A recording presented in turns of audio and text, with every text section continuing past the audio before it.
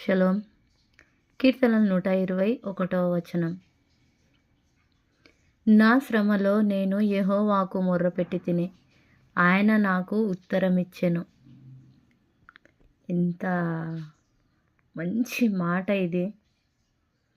శ్రమల్లో యెహోవాకు మొర్రపెడితే యెహోవా ఉత్తరమిచ్చెను అన్నట్టు ఉంది. అవును, మన జీవితంలో మనకు సమస్యలు మన ముందు కొండవలే పెద్దగా చుట్టూ చూసిన రకరకాల సమస్యలు ఉంటాయి మనకు. ఆర్థిక పరంగా కానీ, అనారోగ్య పరంగా కానీ, మన ఇండ్లలో ఉండే వ్యక్తుల వల్ల కానీ రకరకాల శ్రమలు మనకు కృంగుదలలోనికి మనము మునిగిపోయేటట్టుగా అనిపించే స్థాయికి మనకు శ్రమలు కనబడతాయి.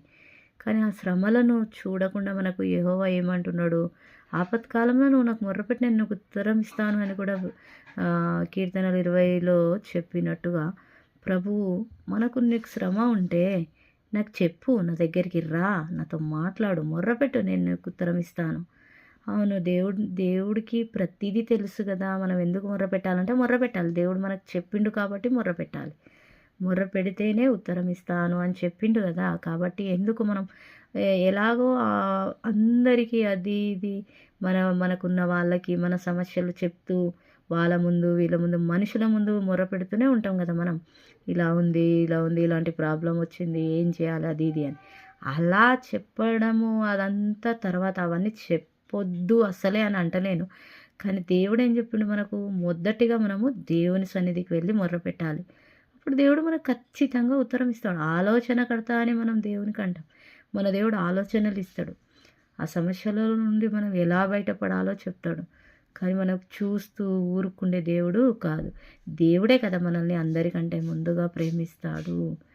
అందుకే మన కొరకు ప్రాణం పెట్టాడు దేవుడు. దేవుని ప్రేమ నిజమైన ప్రేమ. దేవుని ప్రేమ, దేవుని సహాయం మనకి ఎల్లవేళలో ఉంటుంది. యుగ సమాప్తి వరకు నేను నీకు తోడే ఉంటానని కూడా మన దేవుడు చెప్పిండు కదా. కాబట్టి మనం భయపడకుండా మన శ్రమలు ఎలాంటివి ఉన్నా నిత్యం మనం దేవుని వైపే చూస్తూ దేవునికి మొర్ర పెడుతూ ఎల్లప్పుడూ ఆనందించు అని కూడా దేవుడు చెప్పిండు. నువ్వు విజ్ఞాపన ప్రార్థన చెయ్యు ప్రతి విషయంలో అని కూడా దేవుడు చెప్పిండు కదా మనకు. కాబట్టి మనం అన్ని విషయాలలో దేవుని వైపే చూస్తూ దేవునికే చెప్పి దేవుని దగ్గరే మొర్ర పెట్టి దేవుడిచ్చే ఉత్తరాన్ని మనం పొందుకోవాలి. అంతేగాని మనం శ్రమల్లో ఉన్నప్పుడు భయపడుతూ కృంగుదలలోనికి వెళ్ళకూడదు.